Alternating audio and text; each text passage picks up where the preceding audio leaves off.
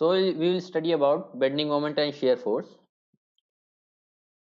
So shear force basically is the algebraic sum of all the moments or all the forces, transverse forces, or we can say vertical forces, acting either right of the section or left of the section.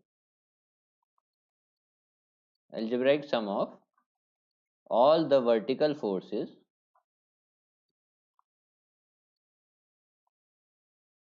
acting either to the left or to the right of the section.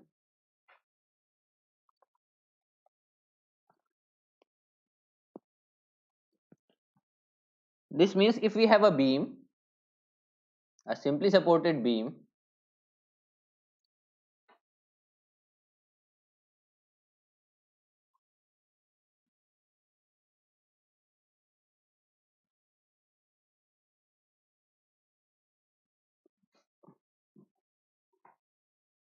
so if these three forces are acting on this beam, so we will get these reactions. Suppose this reaction is R1, this reaction is R2. So what will be the shear force at this location? What will be the shear force at this location, at this location, and at this location? So for calculation of shear force, suppose at this section 1 1,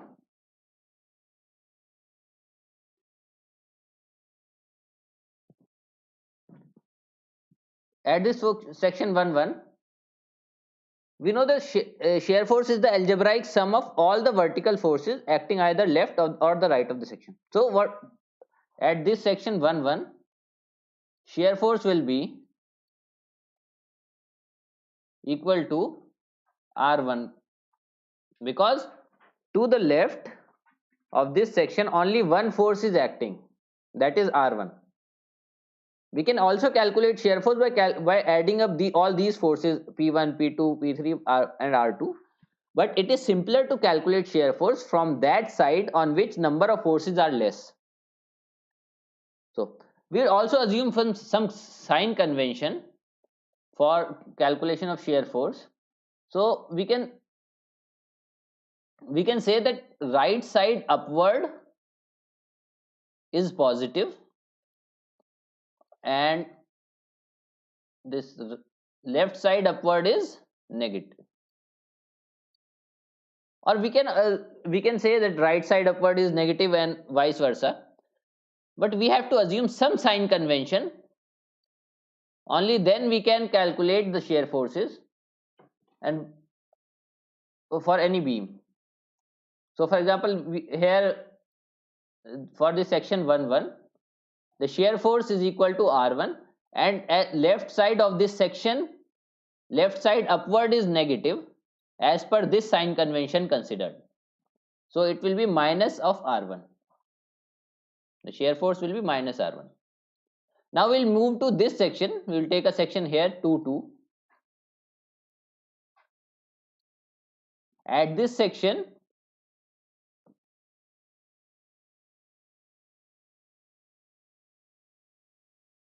if we see to the left of this section, these two forces are acting, R1 and P1, to this left. So for section 2 2, shear force will be minus of R1 because it is left side upward plus P1. P1 is left side is downward. Left side downward is positive. Left of this section is, so we will say that this is positive.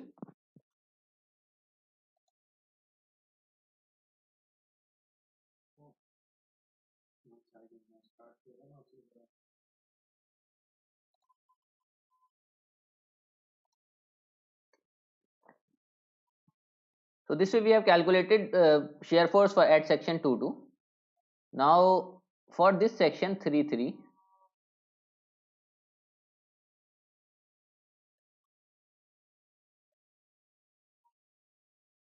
for section 3.3, shear force will be equal to,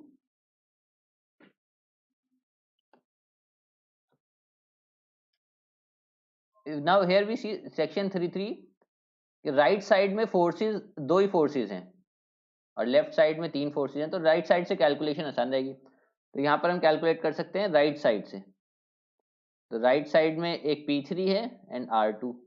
P3 right side downward, we know that right side downward is negative, right side downward negative, so minus P3 and plus R2. So this way we have calculated shear force at section 3.3. Now at section 4.4. So here we see that to the right of this section there is only one force R2. So for this section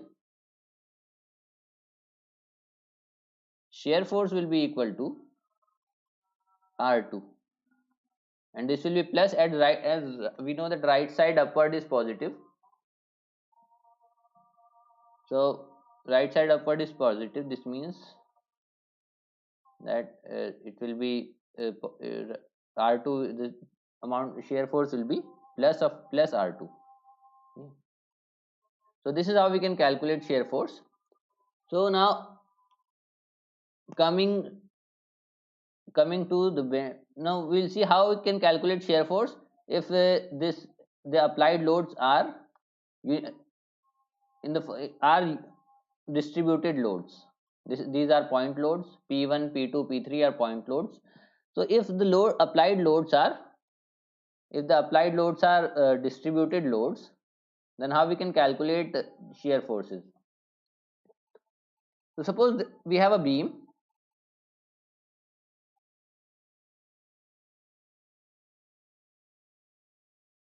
This is a simply supported beam, so there will be only two reactions, R1 and R2, and suppose a uniformly distributed load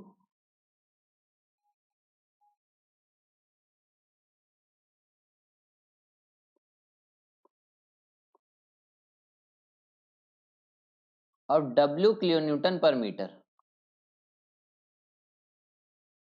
W kilonewton per meter is acting throughout the length of this beam. So now how we will calculate the shear force for this section? So suppose we need to calculate shear force at a section XX. Sorry, we can say that it is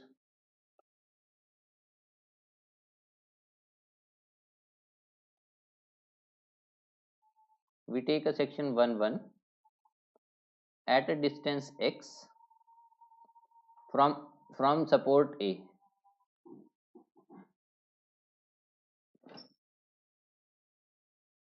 So the value of shear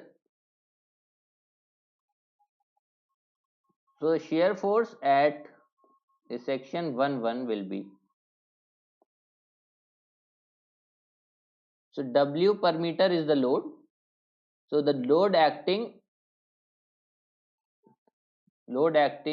in this area, total amount of load in this area is W into X. So W into X. So the direct, we know that right side upward we are taking as positive, and this is negative. So left side downward is positive. Right side upward means left side downward. This is positive for shear forces. So W into X will be positive minus R1, whereas left side upward will be negative. So the total shear force at section 1,1 will be W into X minus R1.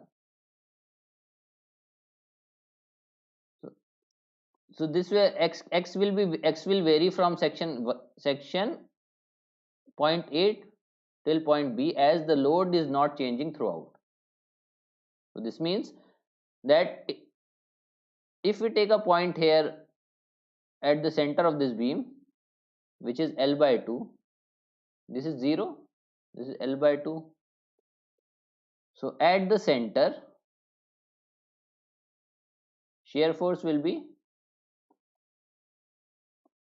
W into X. X will be L by 2 minus R1. Also we can calculate the value of R1 and R2. So R1 will be, R1 and R2 will be equal. So it will be W into L by 2. W into L is the total applied load, and since the load acting is symmetric and uniform throughout the length, so R1 and R2 will be equal. So R1 plus R2 will be equal to total load, which is into W into L. R1 will be equal to R2. So R1 is equals to WL by 2 is equals to R2.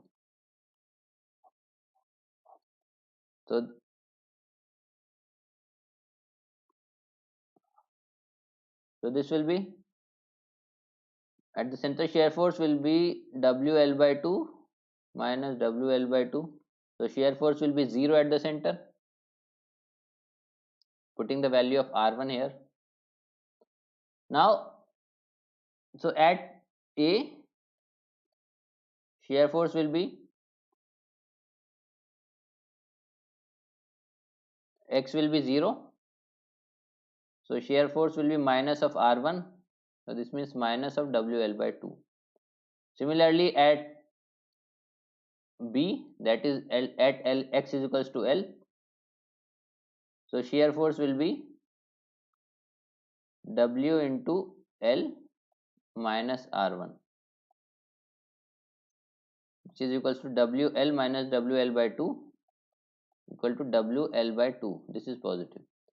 So if we draw the shear force diagram for this beam,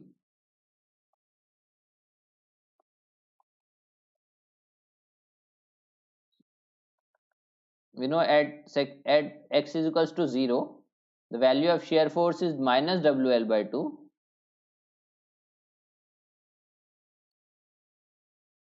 and it WX, this will be a straight line.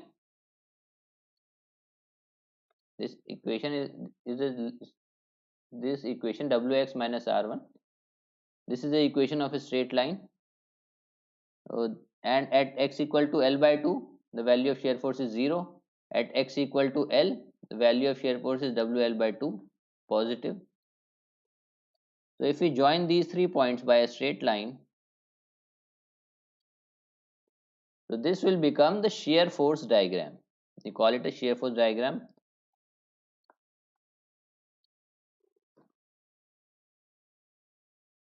This is how we can calculate shear force for distributed loads.